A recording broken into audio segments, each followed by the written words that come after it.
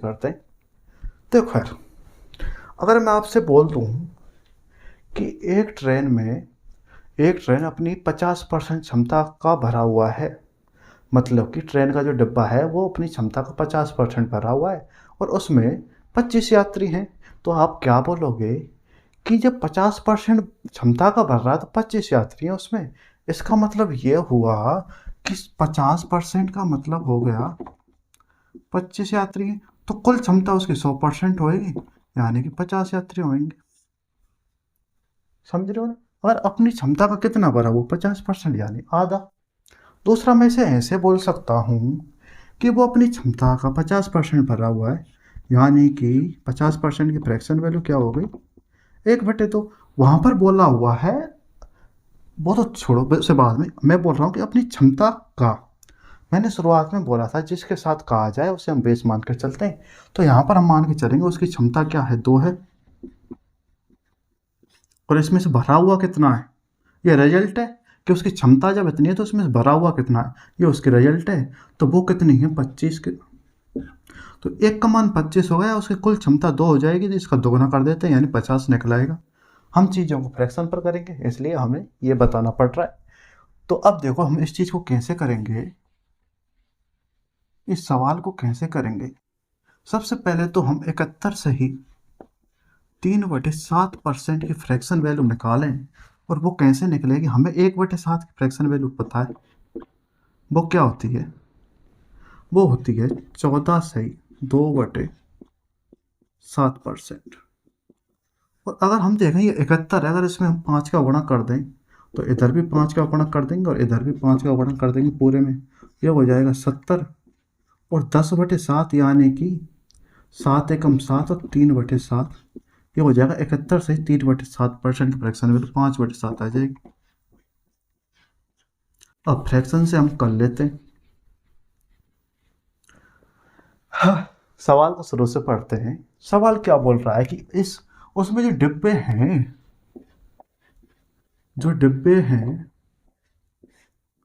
वो कितने हैं, सीटों के बराबर। केस स्पष्ट ये दे रखा है। केस दूसरा उसने क्या दिया है, वो अपनी क्षमता का कितना है, अगर क्षमता 7 है तो उसमें से कितना भरा हुआ है, 5 भरा हुआ है, और भरा कितना हुआ है, वो 25 यात्री भरे हुए हैं उसमें। अब यार देखो एक बात, 25 जो यात्री होंगे वो सीटों पर बैठे होंगे, ऐसे नहीं समझेंगे हम कि 2 बाथरूम में घुस रहे हैं तो छत पर बैठे हैं, है ना। हम आइडल रूप में लेके चलेंगे भाई, जितनी सीटें, अगर किसी डिब्बे में 10 सीटें तो उसमें 10 यात्री जाएंगे, ठीक है ना, क्योंकि ऐसे ही तो सोच के चलेंगे हम आइडल रूप में। तो 5 का मतलब 25 यात्री हो जाएगा, यानी कि उसमें कितनी सीटें हैं, 25 सीटें हैं। तो 7 का मतलब क्या हो जाएगा, ये 5 गुना है, इसे भी 5 गुना कर दो यानी कि 35। उसमें 35 सीटें हैं या फिर 35 यात्री हैं, कुछ भी लेकर चल सकते हो आप। तो यहाँ से हम देखेंगे जितनी सीटें हैं, 7 का मतलब उसकी कुल क्षमता हमें निकालनी कि उसमें 35 सीटें हैं, और ये 35 सीटें होंगी वो डिब्बों के बराबर है, तो डिब्बे भी कितने होंगे, 35, और यहाँ से हम कुल सीटों की संख्या निकाल लेंगे, वो हो जाएगा 1225। देखो होता क्या है, ऐसा होता है कि एक डिब्बे में अगर 35 यात्री हैं तो उसमें मतलब 35 सीटें एक डिब्बे में, तो कितनी सीटें होंगी, 35। लेकिन अगर 2 डिब्बे में हमें निकालनी है तो 35 + 35 करूँ या फिर 2 का गुणा कर दूँ, 70 हो जाएंगी। 3 डिब्बों को नहीं निकालनी तो 35 को 3 बार जोड़ दो या फिर डायरेक्ट 3 का गुणा कर दो, निकले आएंगी। ऐसे ही हमें 35 की निकालनी है तो 35 को 35 बार जोड़ो, यहाँ पर सीधा ही 35 में 35 का गुणा कर दो, 1225 हमें सीटों की संख्या निकल आएगी। अच्छा, तो ये कुल सीटें हमें निकल आई। अब हमसे आगे क्या बोल रहा है, कभी क्या कहना चाहता है, कभी हमसे कह रहा है ज्ञात करो कि ट्रेन कितने यात्रियों को ले जाएगी, कब, जब 20% सीटें हमेशा खाली हों। यानी 20% सीटें हमेशा खाली होने का मतलब है 20% की फ्रैक्शन वैल्यू हम निकालते हैं तीसरी कंडीशन से, तो 20% की फ्रैक्शन वैल्यू हो जाएगी 1/5। मतलब कि जितनी सीटें हैं, माना 5 सीटें हैं, उसमें से 20% खाली हैं, ये खाली तो सीटें हैं कितनी, 4।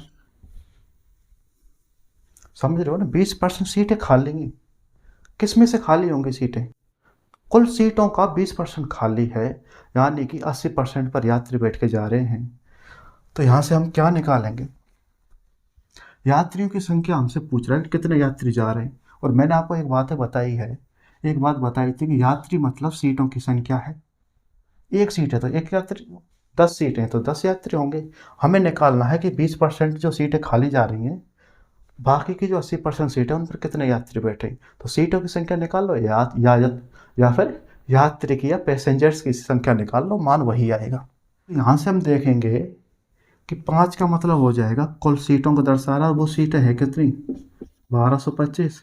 यहाँ से 1 की वैल्यू हम निकालेंगे और 4 का गुणा कर देंगे, तो ये इससे कट जाएगा 245 बार, और इसमें 4 का गुणा कर देंगे तो हमें कितनी सीटें मिल जाएंगी, 4 पंजे 20, 4 चौके 16 और 2 18, 980 सीटें। यानी कि 980 सीटें अभी भरकर जा रही हैं, 980 यात्री बैठे हुए हैं। ठीक है, चलो अगला सवाल कर लेते हैं, इसे मैं साफ कर देता हूँ।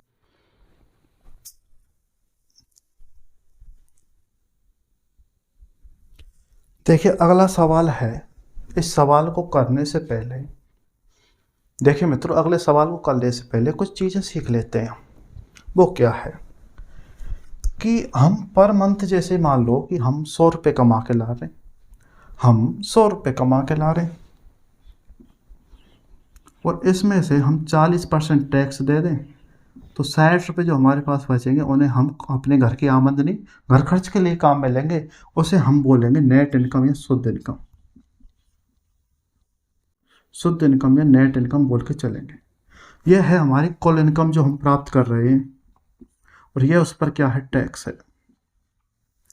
अगर हमसे बोले कि आमदनी अब भी वही है जो आप इनकम प्राप्त कर रहे हो, 100 रुपये अब भी है,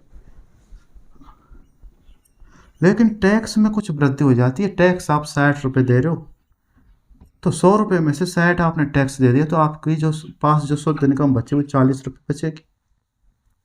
ठीक बात है, क्योंकि टैक्स में आप जितने रुपये बढ़ाओगे, इनकम में उतने ही रुपये घट रहे हैं। शुद्ध इनकम में टैक्स को आप 20 रुपये बढ़ा रहे थे, तो यहाँ पर 20 रुपये की कमी हो जाती है। अब इसका अगर हम प्रतिशत वैल्यू निकालें तो वो क्या आएगा कि हम टैक्स क्या है 40 पर क्या हो रहा है, 20%, 20 रुपये बढ़ रहे हैं, और 40 पर 20 रुपये का बढ़ना प्रतिशत में क्या हो जाएगा, 50%। यानी कि जो टैक्स है उस पर 20 रुपये का बढ़ने का मतलब 50% की वृद्धि हो रही है। दूसरा मतलब क्या है, 50% वृद्धि हो रही है। ठीक है, शुद्ध इनकम पर अगर देखें तो हमका मतलब है 60 पर 20 रुपये की कमी हो रही है, तो यहाँ से ये वैल्यू निकलेगी 33.1/3%। हम बोल देंगे 20 रुपये कम होने का मतलब है कि शुद्ध इनकम में 33.1/3% की कमी हो रही है। समझ रहे हो? चलो आगे चलते हैं थोड़ा सा। अब इसे मैं साफ कर दूँ, 1 मिनट रुकिए, इसे मैं साफ कर देता हूँ। तो मैं इस चीज़ को ऐसे बोल सकता हूँ कि जो टैक्स है, अब मैं ये तो ऐसे बोल सकता हूँ कि जो 40 है उस पर जो 50% की जो वृद्धि हो रही है, 40 रुपये पर 50% की वृद्धि का मतलब है 20 रुपये की वृद्धि हो रही है। अगर हमसे सवाल में वो टैक्स नहीं दे कि इतना टैक्स है, तो हम कैसे लेके चलेंगे कि जो टैक्स है उसे मान लेंगे कि ये टैक्स है, और इस टैक्स पर 50% की वृद्धि हो रही है, 20 रुपये की वृद्धि हो रही है। दूसरी तरफ हम लेके चलेंगे जो इनकम 60 है उसका जो 33.1/3% है जो कि कम हो रहा था, वो किसके बराबर है, 20 रुपये के बराबर है। जैसे माइनस में मत लेके चलना, रुपये माइनस में थोड़ी होते हैं, है ना। तो 60 रुपये का 33.1/3% किसके बराबर है, 20 रुपये के बराबर है। और टैक्स का जो 40 था उसका 50% 20 रुपये के बराबर था। तो इसको क्या मैं नेट इनकम बोल दूं कि नेट इनकम का 33.1/3% है, वो 20 रुपये के बराबर है। और आप देखोगे इनका जो RHS है वो सेम है, तो इन दोनों इक्वेशन को हम बराबर रख दें, क्योंकि ये भी 20 रुपये के बराबर है और ये भी 20 रुपये के बराबर है। तो यहाँ से हम बोल दें, क्या बोल दूँ भैया, कि नेट इनकम है वो 33.1/3% है। ये इसको हम 50% ले लेते हैं, ये 33 सही 1/3% है। और इनका अगर हम रेशो निकालें, टैक्स और नेट इनकम का अगर हम रेशो निकालें तो वो क्या आएगा, वो आएगा 33 सही 1/3% बटे में 50%। तो यहाँ से प्रतिशत का चिन्ह हम घटा दें तो ये रेशो में चेंज हो जाएगा। तो हम क्या करेंगे, रुपये को हम रेशो में लेके चल रहे हैं कि नेट इनकम जो थी 50% कमी के बाद जो रुपए हैं वो इतने रुपए होंगे और टैक्स का जो होगा वो इतने रुपए होंगे। समझ में आ रहा है कुछ? ठीक है। अब इस लॉजिक के हिसाब से अगर हम देखें कि ये तो हो गया टैक्स, इसे मैं ए मान लेता हूँ और इसे भी मान लेता हूँ कि टैक्स ए लग रहा है और नेट इनकम उसकी वी है, तो उसकी ये क्या हो जाएगी, कुल आय हो जाएगी। अब ये सारी चीज़ें आपके सवाल के माध्यम से समझ में आएंगी। इसे मैं साफ कर देता हूँ। मैं क्या बताना चाहता हूँ अब समझ में आएगा आपके, क्योंकि एक बार में तो कुछ होता नहीं है। कि हमसे जब बोल रहा है कि इनकम टैक्स है, जो उसकी इनकम पर जो टैक्स लग रहा है वो 17% बढ़ जाता है, यानी उसकी जो टैक्स है उसका जो 17% है और ये कुछ रुपए होंगे। दूसरा वो हमसे बोल रहा है कि जो शुद्ध इनकम है, जो नेट इनकम है, उसका जो 3% जो घट रहा है यानी 3% है, वो भी कुछ रुपए होंगे और ये रुपए आपस में बराबर होंगे कि नहीं होंगे। तो अगर इनका हम यहाँ से रेशो निकालें दोनों का, तो वो क्या निकलेगा, टैक्स बटे में नेट इनकम। देखो यार एक चीज़ इसे भी लिखने की जरूरत नहीं है, यहाँ पर जो इनका जो रेशो निकालेंगे हम, तो यहाँ से जो टैक्स का जो मान आएगा वो आएगा 3 और नेट इनकम का मान आएगा 17। करके भी देख लो आप, तो ये मिल जाएगा 3/17, यानी कि नेट इनकम 17 है तो टैक्स 3 है और उनकी जो कुल इनकम होगी वो क्या होगी, टैक्स प्लस नेट इनकम, यानी कि उनकी जो कुल इनकम हो जाएगी वो 17 + 3। टैक्स कितना है 3 और नेट इनकम कितनी है 17, तो इनकी जो कुल इनकम होएगी वो मेरे भाई कितनी हो जाएगी 20। अब हमसे आगे पूछ क्या रहा है, वो हमसे पूछ रहा है कि उसकी इनकम टैक्स की दर ज्ञात करो, जो इनकम पे जो टैक्स लग रहा है उसकी रेट निकालो, परसेंट वैल्यू बता दो। दर का मतलब रेट होता है, रेट 100% पर निकाल देते हैं उसे, यानी कि 3 रुपये का टैक्स 20 रुपये पर लग रहा है, 20 रुपये की इनकम पर 3 रुपये का वो टैक्स दे रहा है, या 20 की आय पर 3 का टैक्स दे रहा है। और इस रेशो को 100% का गुणा कर कर हम 15% टैक्स बता देंगे। ठीक है, समझ में आया? एक सवाल और करा देता हूँ, इसे मैं साफ कर देता हूँ और उसकी वैल्यू यहाँ पर लिख दूंगा मैं।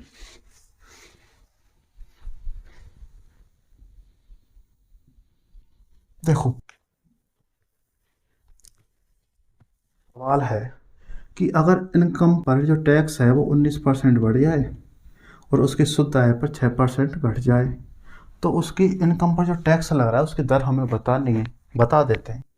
तो यहाँ से हम देखेंगे कि टैक्स का जो 19% होगा वो शुद्ध इनकम या नेट इनकम का कितना है, 6% के बराबर है। तो यहाँ से हम बता देंगे टैक्स का मतलब हो जाएगा 6, रेशो निकाल लो इनका, और इसकी जो नेट इनकम है वो 19 हो जाएगी और इनकी जो कुल इनकम होएगी वो क्या हो जाएगी, टैक्स मतलब 6 + 19, यानी कि कितनी हो जाएगी मेरे भाई, 25 हो जाएगी। तो 25 रुपये पर 6 का टैक्स दे रहा है, 100% का गुणा कर दो, या फिर ऐसे भी कर लो कि 25 रुपये पर वो 6 का टैक्स दे रहा है तो 100 पर कितने का देगा, 24 का, 24%। और 100 पर 24 जो होएगा वो 24% होएगा। ठीक है, समझ में आ गया होगा। 2-3 बार देखना, सब चीज़ समझ में आएंगे, ऐसा नहीं है कि आपकी कुछ समझ में नहीं आई और कुछ सिली मिस्टेक हो जाती है उसे इग्नोर कर देना। ठीक है, कंसेप्ट तो कंसेप्ट होता है। चलो अब अगले सवालों की ओर चलते हैं। प्रिय विद्यार्थियों, अगला सवाल करते हैं, बड़ा प्यारा ही सवाल है, आपकी समझ और बढ़ाएगा। देखो क्या बोल रहा है वो, बोलने से पहले एक चीज़ बता देता हूँ आपके लिए, वैसे तो मैं हर बार बताता हूँ ऐसी चीज़ें, कि आप देखो यार, आप देखो आप किसी फैक्ट्री में काम कर रहे हो, आप किसी फैक्ट्री में काम कर रहे हो और आप 10 खिलौने 10 टॉय पर आवर बना रहे हो और आप इस काम को अगर आप 5 घंटे तक करोगे, 5 घंटे तक करोगे, तो आपका जो कार्य होगा जो 50 खिलौने बनाने का होगा। आप कितने टॉय बनाओगे? 50 टॉय बनाओगे, है ना। तो यहाँ से जो वैल्यू निकलती है ये होती है उसका कार्य, कि उसके द्वारा कितना कार्य किया गया, 50 खिलौने बनाने का। कितने समय किया उसने, ये उसकी समय है कि 5 घंटे किया था। और ये उसकी हो जाएगी क्षमता। 1 घंटे में जो खिलौने बना रहा है वो 10 बना रहा है, तो ये उसकी कैपेसिटी है। अब क्षमता क्या होती है? पर घंटे में उसके उसके द्वारा जो खिलौने बनाए जा रहे हैं वो उसकी क्षमता होती है। आप मिनट पर भी लेके चल सकते हो कि 1 मिनट में कितने खिलौने वो बना रहा है, वो उसकी मिनट पर क्षमता हो जाएगी, है ना। इकाई पर किया गया काम क्षमता कहलाता है। अब इकाई को आप घंटे भी मान लो, मिनट मान लो, सेकंड मान लो, एक दिन मान लो, एक साल मान लो, ठीक है। मैं ये इसलिए बता रहा हूँ क्योंकि हमसे सवाल में बोल रहा है कि 10 मिनट में 20 लाइन टाइप दे रहा है, तो इस सवाल में हम क्षमता को मिनट में लेके चलेंगे। कैसे लेके चलेंगे कि 10 मिनट में एक व्यक्ति 20 लाइन टाइप कर रहा है, यानी कि 20 पंक्तियां टाइप कर रहा है। लेकिन टाइप करते समय वो क्या कर रहा है कि उनका 8% जगह खाली छोड़ देता है, और उनका 20% सॉरी 92% काम ही करेगा, यानी 92% जगह ही भरेगा। उसके द्वारा जो 10 मिनट में काम किया जा रहा है, अगर वो हमसे बोलता सीधा ही कि 10 मिनट में वो 20 पंक्तियां लिख रहा है, तो हम बोल देते कि 1 मिनट में उसके कार्य करने की क्षमता है कि 1 मिनट में वो 2 पंक्ति लिख रहा है। लेकिन वो जो पंक्तियां हैं उनको वो पूरा नहीं कर रहा, 100% टाइप नहीं कर रहा है, वो उनका 8% नहीं कर रहा है, यानी कि वो उनका क्या कर रहा है, 92% ही टाइप करता जा रहा है ऐसे, ठीक है। इतना हिस्सा वो छोड़ता जा रहा है। तो उसका जो कार्य होगा वो क्या होगा कि 10 मिनट में 92 पंक्ति टाइप करना, लेकिन उन पंक्तियों का सिर्फ 92%। 10 मिनट में 20 पंक्ति टाइप करना, लेकिन उन पंक्तियों का 92% भाग टाइप करना। जैसे कि उसने ये कार्य किया, ये उसका कार्य है इतनी पंक्ति टाइप करना, तो उसका ये 92% भाग ही टाइप करेगा, वो 8% नहीं करेगा ओवरऑल, ये समझ लो आप। तो उसके 10 मिनट में जो कार्य कर रहा है, तो 10 मिनट में किया गया कार्य क्या है उसका, इतना होगा। तो 1 मिनट में अगर हम उसका कार्य बता दें तो ये उसकी क्षमता निकल आएगी। और यहाँ से आप देख सकते हो कि क्षमता जो होती है, क्षमता इनटू समय, और ये उसका किया गया कार्य होती है। तो 1 मिनट में जो किया गया जो कार्य होगा ये उसकी क्षमता होगी, और ये कितनी होगी, 2 लाइन का 2 पंक्तियों का 92% भाग, ये उसकी क्षमता हो जाएगी। आगे सवाल में हमसे क्या बोल रहा है, कभी क्या कह रहा है, क्या पूछ रहा है, ये पढ़ने के बाद पता लगेगा। और बोल रहा है कि कितने समय में वो है, समय पूछ रहा है भाई, कितने समय में, है ना।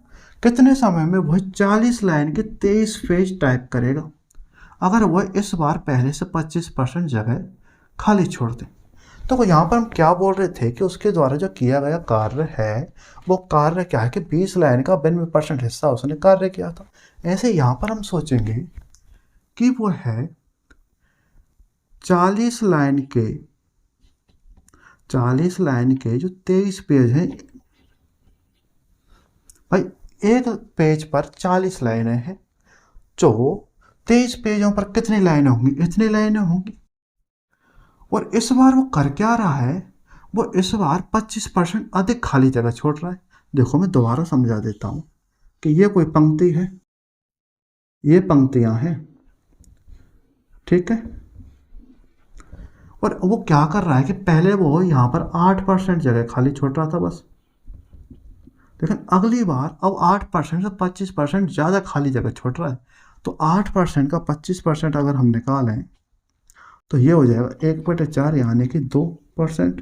तो 8% का 25% 2% हो गया, और पहले 8% छोड़ रहा था, इसका 2% और बढ़ा दो, यानी 10% वो जगह खाली छोड़ रहा है। तो अब वो यहाँ पर जगह खाली छोड़ के चलेगा इतनी,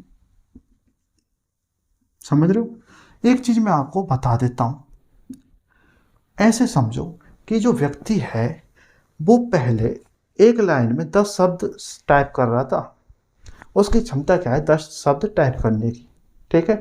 तो वो एक लाइन में यहाँ पे समझो कि वो एक लाइन में 1 2 3 4 5 6 7 8 9 10 इतने शब्द टाइप कर रहा है कि उसकी जो क्षमता है 1 मिनट में 10 शब्द टाइप करता है। तो एक लाइन में वो 10 शब्दों को वो 1 मिनट में 2 लाइनों में कर देता है टाइप, ऐसे समझ लो आप। ठीक है, ओवरऑल मैं बता देता हूँ, समझो। लेकिन वो जगह खाली छोड़ कर चलेगा यहाँ पर, वो यहाँ पर इतनी जगह नहीं लिख रहा है, यानी कि 8% जगह में कुछ शब्द नहीं लिख रहा है। लेकिन वो 1 मिनट में टाइप तो 10 ही शब्द करेगा, 1 मिनट में टाइप तो 10 ही शब्द करेगा। तो यहाँ पर जो 2 शब्द उसने नहीं लिखे उन्हें यहाँ लिखेगा, जगह खाली छोड़ता जाएगा, उन शब्दों को लिख यहाँ पे देगा। अगली बार वो क्या कर रहा है कि अगली बार वो इतनी जगह खाली नहीं छोड़ रहा, वो इतनी जगह खाली छोड़ रहा है। तो वो 1 मिनट में जो शब्द लिखेगा उनमें से 6 शब्द जैसे यहाँ पे लिख देगा वो, तो यहाँ पर वो नहीं लिखेगा, लेकिन 1 मिनट के भीतर ही वो बाकी के जो 4 शब्द है उनको यहाँ पे लिख देगा। यानी 1 मिनट में जो वो काम कर रहा है वो कांस्टेंट है। 1 मिनट में उसकी जो कार्य करने की क्षमता है वो नियत है, पहले भी उतनी थी, और यहाँ पर वो थोड़ी जगह और यानी 10% जगह खाली करके जो टाइप कर रहा है वहाँ पर भी इतनी है। क्षमता उसकी स्थिर है, पहले भी उतनी क्षमता थी जब 8% कम लिख रहा था, 92% टाइप कर रहा था, और अब जब वो 90% ही टाइप कर रहा है तब भी उसकी क्षमता उतनी ही है। ठीक है, अब समझो कि वो हमसे पूछ क्या रहा है। वो हमसे पूछ रहा है मेरे भाई, वो पूछ रहा है कि उसका समय बताओ। तो समय क्या होगा, कार्य में उसकी क्षमता का भाग लगा दो। तो अब वो जो कार्य कर रहा है उसके द्वारा किया गया कार्य क्या है कि वो है कुल इतनी लाइनों का इतना % टाइप कर रहा है, तो ये उसके द्वारा किया गया कार्य हो जाएगा। अब इस कार्य में अगर हम उसकी क्षमता का भाग लगा दें तो हमें समय मिलेगा या नहीं मिलेगा, मिल जाएगा भैया। तो उसकी क्षमता कितनी है, वो है 2 लाइनों को 92% उसकी क्षमता है। इसे हम जब सॉल्व करेंगे तो ये हो जाएगा 23 से कट जाएगा ये 4 बार, और मैंने पिछली बार वो क्या हुआ है गलती से 3 बार काट दिया था, हो जाता है यार। ठीक है, तो इसे फिर और सॉल्व कर लेते हैं। 2 से ये 20 हो जाएगा, और 4 से ये 5 बार, यानी कि 450 मिनट। ठीक, देखो यार, सवाल को करते हैं। ये जो सवाल है अक्सर हर एग्जाम में आता है। कभी वो नाम चेंज कर देगा ए और बी की जगह, है ना, कभी वो ए और बी बोल देगा, एक्स वाई बोल देगा, कुछ भी बोल देता है। इसके हम कंसेप्ट पर ध्यान देंगे, हमारा उद्देश्य इस चैप्टर में सिर्फ कंसेप्ट सीखना है। ठीक है ना, चलो यार। वो बोल रहा है कि ए की जो आय है, हम मान लेते हैं ये ए की आय है और ये वी है, और हमसे बोल रहा है कि ए की आय वी की आय से 16/2/3% कम है, तो इसकी फ्रैक्शन वैल्यू 1/6। दूसरी, हमने शुरुआत में एक बात की थी जिससे बेस मान के चले, उसे हम नीचे वाली संख्या वो मान के चलेंगे। यहाँ पर हमसे बोल रहा है वी की आय से, तो वी की आय को वो बेस मान के चल रहा है, तो यहाँ पर जो 6 है ये वी की आय है, और एक कम है, तो यानी कि ए की आय 5 है। अब हमसे इसके रिवर्स पूछ रहा है, तो वी की आय ए की आय से कितनी अधिक है। तो इसकी आय अगर 5 है और एक अधिक है, ए की आय से वी की आय एक अधिक है, तो ए की आय से पूछ रहा है, तो ए की आय को हम क्या लेंगे, बेस मान के चलेंगे, और इस पर एक अधिक है तो 100% का गुणा कर देंगे, और ये हमें 20% अधिक मिल जाएगी। दूसरा, हमसे वो ऐसे बोल देता कि कोई संख्या, चलो जैसे बोल देगा कि कोई संख्या ए है, ठीक है ना, और प्रतिशत हमसे बोल दे जैसे कि 25% कम है। कोई संख्या ए है वो वी से 25% कम है, तो 25% की फ्रैक्शन वैल्यू हो जाती है 1/4। तो ये 4 है तो ये 3 है। ए कम है वी से, तो वी कितनी अधिक है ये निकाल लेंगे, तो 1/3 इंटू 100%, यानी 33 है 1/3%। हमसे ये भी बोल सकता है वो कि ए की जो आमदनी है, देख भाई क्या है, वो हमसे ये बोल सकता था। दूसरा सवाल कैसे बना देगा इसी कंसेप्ट पर, ए की जो आमदनी है वी की आय का 6 गुना है, तो वी की आय का 6 गुना है, तो आप ये मान के चलो कि वी की आय अगर x है तो इसकी 6x है। अब हम x मान के नहीं चलेंगे, हम मान के चलेंगे ए, कि वी की आय a है तो इसकी आय 6 होगी। तो अब हमसे पूछ रहा है कि ए की जो आय है वो वी की आय का 6 गुना है, तो ये बताओ कि वी की आय ए की आय से कितना प्रतिशत कम है। प्रतिशत कम है, इसकी हमसे प्रतिशत वैल्यू पूछेगा कि 6 पर 5 की कमी है, 100% का गुणा कर देंगे। 1/6 की होती है 16 सही, 2/3% और 5 का गुणा कर दो 80, और ये हो जाएगा 10 में 3 बार चले जाएगा प्लस 1/3, यानी कि 83 सही 1/3% कम हो जाएगी। ठीक है मित्रों, अब एक बात बता देता हूँ, अब हम कल से जो टाइप शुरू करने वाले हैं, जो हमारी क्लासेज आएंगी वो टाइप वाइज आएंगी, है ना। अब तक तो हमने एक बेसिक कंसेप्ट तैयार कर रहे थे, हम धीरे धीरे अपना समझ पैदा कर रहे थे। अब हम प्रतिशत की जो वीडियो डालने वाले हैं वो हम एकदम टाइप वाइज डालने वाले हैं। और चलिए मित्रों, अब मिलते हैं अगली क्लास में टाइपों के साथ। राम राम भाई।